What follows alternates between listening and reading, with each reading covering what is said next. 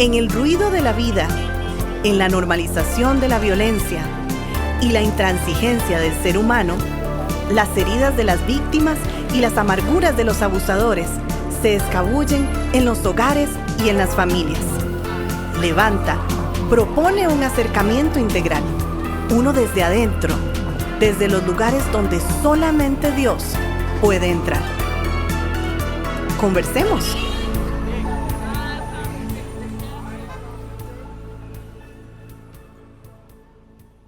Muy buenos días, muchas gracias por seguirnos acompañando en este tema que corresponde al taller número 3 de Levanta, Masculinidad Femenina Bíblica, y lo hemos desarrollado, o lo he desarrollado junto y principalmente con mi pastor, amigo y hermano Alonso. ¿Cómo estás en esta mañana? Muy bien, gracias, amigo y colega y compañero también de muchas. Sí. Es una alegría compartir con vos. Y de las que vienen. Y de las que vienen, por supuesto, en eso no hay duda. Vamos un día a la vez hacia adelante. Seguimos hablando de este tema tan importante y hoy sobre la distorsión de la masculinidad. Claro, esto es porque esa palabra está muy buena. Esa distorsión de la feminidad que hablamos en el programa tras anterior fue una propuesta, y también la feminidad bíblica en la semana pasada. Hoy nos vamos hacia el lado masculino. Esa semana la distorsión de la masculinidad y la próxima semana la masculinidad bíblica. Correcto. Muy bien. Correcto. Entonces, el hombre y la mujer fueron creados con el propósito de servir a Dios, mi hermano, y eso significa también tener comunión con Él. No es nada más que fuimos creados y dejados a nuestra existencia. Ahí, sí. No, hay un propósito creacional, ¿verdad? No simplemente surge la materia, sino que hay un propósito de relación, de comunión. Y Dios, desde esta comunión, cada género va a descubrir, ejercer y disfrutar la función para la cual fue llamada. Y Dios prepara el escenario para la vida humana, ¿verdad? Pero en Génesis 2.5 va a decir, no había hombre, ve qué interesante, no había hombre para que labrase la tierra. Digo esto interesante porque en el capítulo 2 sí hay una diferenciación entre la creación del hombre y la mujer. No vamos a decir necesariamente que fuera cronológica. Vámonos por el tema teológico. Aunque si lo primero fue así, pues respalda lo teológico. Correcto. Entonces, primero está toda la creación, pero no había, y dice la palabra específicamente hombre. ¿Por qué? Porque hay funciones masculinas específicamente para ese trabajo que Dios iba a delegar. Entonces, fue el hombre quien fue llamado y capacitado para esto. Va a decir, tomó pues Jehová Dios al hombre. Y aquí no estamos hablando de humanidad, otra vez, porque versículos después va a hablar de la creación de la mujer. Entonces puso Jehová Dios al hombre, lo puso en el huerto de Edén para que lo labrara y lo guardase. Búsquelo en versículo 15 de este capítulo 2. Hasta el 22 viene la creación de la mujer. Pero no limitemos esta extraordinaria revelación para pensar que se refiere a que el hombre trabaje y la mujer no. Claro. Se refiere al desarrollo en el hombre de servicios específicos que, primero aplicados a la creación, ¿cuáles? Cuidar, cultivar, proteger, ¿verdad? Primero fue la creación, va a orientarse, va a aprender primero en esto para orientarla principalmente hacia la mujer y su familia, que Dios posteriormente le presentará. Sí, entonces podemos decir que, por eso que has dicho que es muy, muy, muy interesante de considerarlo, estamos ante una masculinidad de servicio. Bien, bajo lo que implica protección y provisión. Entonces, ese liderazgo masculino en la iglesia al que se le delega, bajo esta clara capacitación que has mencionado de cuidado y protección, protege el rebaño, por ejemplo, de los falsos maestros. Además de proveer a la congregación el alimento de la palabra de Dios, la función que esta masculinidad ejerce. Correcto. Ahora, esto no significa que la masculinidad es una especie, llamémosle máquina efectiva o algún, ¿verdad? Sí. Superhombre, ¿verdad? Sí, nada más de logros, nada más. Hacer. Hacer y lograr. Carente de habilidades o cualidades de relación, asociación, etcétera, sí, ¿verdad? Génesis 2.25 dice, y estaban ambos desnudos, Adán y su mujer, y no se avergonzaban de cómo estaban. Ahora, el ideal de Dios se concreta en la íntima, abierta, mutua, y total aceptación de un continuo y permanente conocimiento del uno al otro. Claro. Es decir, ese complementarismo se va a desarrollar en esta íntima comunión uno con el otro, a tal punto que estaban desnudos y no tenían problema por el nivel profundo de intimidad que tenían. Entonces, este modelo conyugal se proyecta de la procreación de los hijos y posteriormente el desarrollo de una comunidad. Correcto. Y buen texto este que utilizaste acá en el versículo 25 del capítulo 2. Ambos estaban desnudos. Es decir, estaban expresándose tal cuales ellos eran. Correcto. Desde su masculinidad, desde su feminidad. Y no se avergonzaban, cada uno de su rol. Hoy parece que es una vergüenza asumir los roles femeninos. Claro. O una vergüenza asumir los roles masculinos. Y de hecho, los medios masivos de comunicación, de entretenimiento, empiezan a avergonzar los roles masculinos bíblicos. Correcto. De liderazgo, de etcétera, ¿no? Entre otras cosas. Entonces vean ustedes qué interesante cómo desde el modelo creacional, Adán y su mujer no se avergonzaban. Claro, y asumen el rol que tiene cada uno.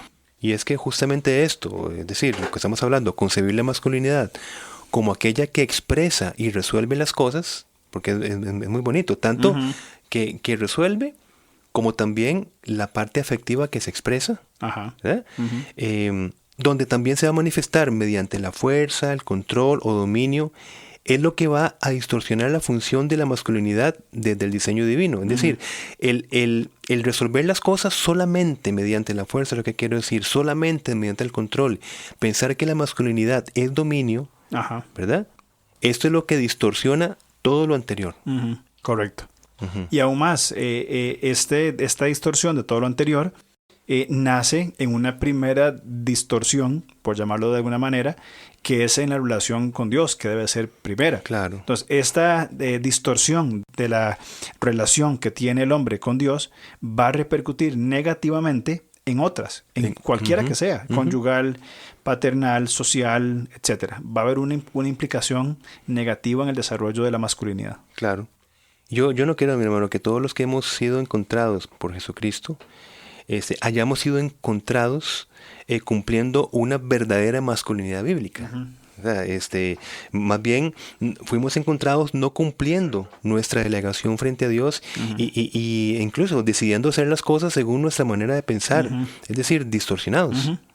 Y el significado de distorsión me parece que es relevante porque se refiere a una deformación que se va a evidenciar justamente en su reproducción. Entonces, la distorsión es desequilibrar una disposición. Y este término me parece muy importante que lo entendamos. Se distorsiona algo cuando se desequilibra en su ejercicio una disposición que ya fue dada. Muy bien. Y claro, Dios ha dispuesto cómo debe ser una masculinidad que edifique y su distorsión va a estar en proporción a la separación de la comunión con el Señor. Exacto. Como bien nos estábamos diciendo. Todo inicia desde una comunicación, una comunión íntima con el Señor. El cristianismo es vida en el Espíritu. Inicia la fuerza de la masculinidad no de una fuerza que va hacia el dominio, hacia el control, sino modelada, nutrida desde la fuerza de la palabra de Dios. O sea, la masculinidad bíblica, la fuerza, transmite la fuerza de la palabra de Dios. Si se entendiera esto sería una maravilla. Otra cosa. ¿Por qué somos fuertes? Porque nosotros somos instruidos para instruir y para aplicar. Correcto. Y es que justamente al no pasar esto, al no haber esta fuerza en la palabra y estar dañada la relación del hombre, el varón masculino, con el Señor, el pecado, la distorsión que vos mencionabas, pues nuestra, va a modelar una masculinidad ya no de servicio. Bien, como lo que Jesús hizo, ¿verdad? Por ejemplo, Juan capítulo 13, cuando lava los pies de los discípulos, les dice, yo les he dado un ejemplo para que ustedes hagan lo mismo. Claro. Y no significa que tenemos que ir literalmente a lavar los pies de otros, sino que es un cuadro claro del servicio. Bien. Entonces, lo que apelamos es a la exigencia de la satisfacción propia mediante el poder y el control. Eso es lo que apela una persona con una masculinidad errada, con una relación rota con el Señor, es decir, yo como varón voy a controlar y voy a buscar el poder. Mateo, Jesús exhortó firmemente a las autoridades, en Mateo capítulo 20, dice, como ustedes saben, los gobernantes de las naciones oprimen a los súbditos y a los altos oficiales abusan de su autoridad. Pero es importantísimo, entre ustedes no debe ser así. Es decir, no asuman el modelo distorsionado, mundano, contaminado con el pecado, por supuesto. Al contrario, el que quiera hacerse grande entre ustedes deberá ser su servidor. Sí, un liderazgo de servicio desarrollado a través de una masculinidad en una comunión con el Señor. Y esto fue lo que Jesús habló, como dijimos antes, hacia el liderazgo masculino. Y por decirlo así, la ecuación es muy sencilla. La opresión va a irse eliminando conforme va creciendo el servicio. Correcto. Por consiguiente, los problemas relacionales de un poder mal aplicado, mal entendido, inicia desde la capacidad del servicio. Uh-huh. ¿Cómo se está sirviendo a su esposa o a su familia? Uh-huh. Entonces, no necesariamente estaríamos atacando los problemas de opresión, sino que nutriendo el servicio va entonces minimizándose ese falso liderazgo a través del control, pensamientos de decir yo merezco, todo es para mí, me tienen que servir, básicamente. Entonces es una dirección muy importante que el Señor nos está dando. Sí, yo creo que eso es muy, muy importante, cualquiera sea el modelo. Quiero decir, hay modelos de masculinidad ultraconservadores, donde el hombre se aprovecha de la mala interpretación bíblica para ser un cacique, ser un dictador, o en el otro extremo, un abusador que quiere controlar, ejecuta ese tipo de masculinidades antibíblicas, aun por más que quieran decir que está fundamentado en la palabra de Dios, no es así. Bueno, y interesante que Jesucristo se dirige en este texto de Mateo 20, 25, 26 al liderazgo masculino. Ajá. ¿Verdad? Y Jesucristo hacía la voluntad en todo del Padre. Correcto. Ve qué complicado estar diciendo como que eso es un discurso patriarcal. Ajá. Qué peligroso, ¿no? Que cada vez que la Biblia se dirige a un liderazgo masculino, la Biblia es patriarcal. La Biblia muestra los efectos de un patriarcado. Estamos totalmente de acuerdo. Efectos disfuncionales, como muestra otros pecados que pueden haber, sí, por supuesto. Eso es parte de la revelación bíblica, ¿verdad? Pero no significa que la Biblia bajo ningún sentido es en sí misma o pretende instaurar un sentido patriarcal. Correcto. Esto me parece que es un malentendimiento y lo digo sanamente en este podcast, ¿verdad?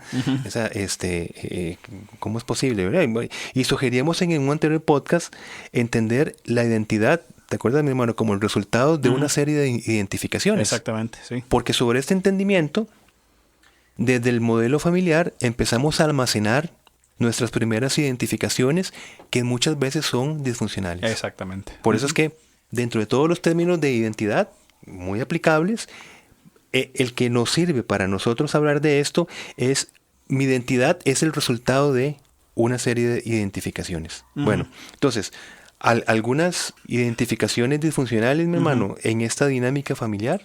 Podríamos decir o sugiero, por ejemplo, desvalorizar al otro, ¿verdad? O darle valor. ¿Estás como disfuncional, funcional? Ajá, correcto. Ajá, sí, correcto. Exactamente. O sea, hablamos de esta dinámica, ¿verdad? Uno es desvalorizar, es decir, no vale nada.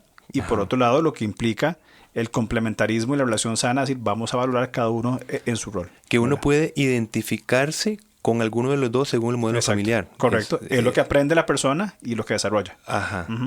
Sí, que puedo o desvalorizar al otro, o puedo aprender en mi familia a valorar a la otra persona. Correcto. Y eso tiene que ver mucho con el concepto de masculinidad, feminidad, de patrones aprendidos en mi familia anterior, por llamarlo así, o mi núcleo padre, madre y yo como hijo, ¿verdad? Sí. También otra podría ser, por un lado, imponer un pensamiento, ¿verdad? Es decir, esto es así, se acabó. O escuchar y tomar en cuenta la necesidad del otro. Escuchar y considerar la opinión, y aún más que escuchar, estar abierto a otras sugerencias. Es decir, puede ser que lo que mi hija menor tenga que decir sea sumamente importante y sea un aporte significativo. Y recordemos que estamos diciendo los dos posibles modelos que se pueden desarrollar en una masculinidad, por ejemplo, nuestros hijos varones, por supuesto. Correcto. O sea, o se modela de una manera o se modela de otra manera. Correcto. Otro podría ser exigir el ser servido, ¿verdad? Es decir, la persona que impone, la masculinidad que impone, dice, ya a mí me sirven porque yo soy el hombre.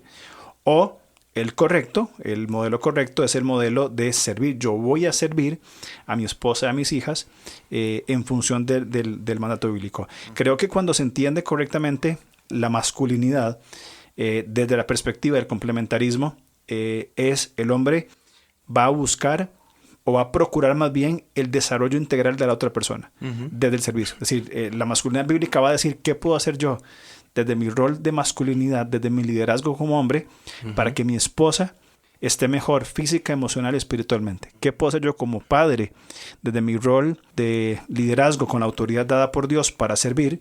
¿Qué puedo hacer para que ellas crezcan y se desarrollen más plenamente? Es mi función o la función de liderazgo masculino. Exacto. Entonces, como estamos hablando acerca de una masculinidad distorsionada en este podcast, podríamos entonces resumir que si desde el seno relacional de la familia, entre hermanos, para ser más específico, se fomenta o se permita la desvalorización de la otra persona, del hermano o hermana, para ser más puntual, o permitimos como padres que nuestro hijo varón imponga su pensamiento, que no escuche, no tome en cuenta lo de los otros, que exige el servicio sin que él aporte servicio, vamos modelando una masculinidad distorsionada, que no es el modelo bíblico. Correcto. Por eso presentamos estas dentro de muchas alternativas que podríamos hacer. ¿Por qué? Porque si el diseño de Dios en el hombre lo ha capacitado, entre otras cosas, para proveer y proteger, significa que la mujer ha sido capacitada, entre otras cosas, para responder buscando sentirse segura, guiada y protegida. Es una retroalimentación vital. Entonces, una masculinidad, si viene distorsionada, ¿cómo se pretende que la mujer, la esposa, responda a esa masculinidad distorsionada? Ahora, y tras de eso, si decirle a esta mujer que se someta, por ejemplo, que entienda el concepto de cabeza, concepto de autoridad, es donde se dificulta más el concepto, que sigue siendo bíblico, saludable, ¿verdad? Y necesario. Entonces la mujer va a intentar redefinir esas palabras y vamos a decir, la Biblia no puede decir autoridad en el hombre, no puede dar a entender cabeza, ahora le llaman fuente, y no sé qué otras cosas, ¿ves? Pero es desde una masculinidad distorsionada, no desde la voluntad de Dios que está escrita en su palabra. Es que se asocia el concepto bíblico masculinidad con el ejercicio distorsionado de la masculinidad. Exacto. Entonces, la feminidad ve un modelo masculino deformado, sin forma, distorsionado, sin ningún sentido de protección y cuidado, pero que se justifica diciendo que es el modelo bíblico cuando no lo es para nada. Exactamente. Entonces, ahí se da ese, llamémosle cortocircuito. Claro. Y por tanto, y que es muy interesante, la feminidad va a procurar defender su feminidad atacando el modelo bíblico, no el modelo erróneo. Es decir, la Biblia no puede decir eso, Dios no puede decir eso. La Biblia es patriarcal, es antimujer. Pero un momento, la enseñanza bíblica es totalmente distinta a lo que ha visto en ese hombre irresponsable de modelar una masculinidad equivocada. Que también, fantástico, que también una masculinidad distorsionada puede justificar un texto bíblico, lo pongo de otro lado, desde su modelo disfuncional, exigiendo que la Biblia dice de que la esposa tiene que someterse en todo a su esposo. Sí, claro. Entonces, por eso es que no es el texto el que se equivoca, por supuesto, ¿verdad? Porque aquí nos comprometemos muchísimo con el concepto, pues, de lo que es Dios mismo, ¿verdad? Que no puede mentir, más no es hombre para que mienta. Correcto. Pero las interpretaciones sí pueden equivocarse. Una cosa es la revelación y otra cosa es la teología. La revelación es perfecta. Correcto. La interpretación no. Es más, cualquiera que sea. Sea quien sea. Sí, claro. Sea la que sea. Sí. ¿Verdad? Sí, claro. Cuando nosotros decimos tenemos sana doctrina, pues bueno, tenemos la intención de ser fieles a la palabra de Dios.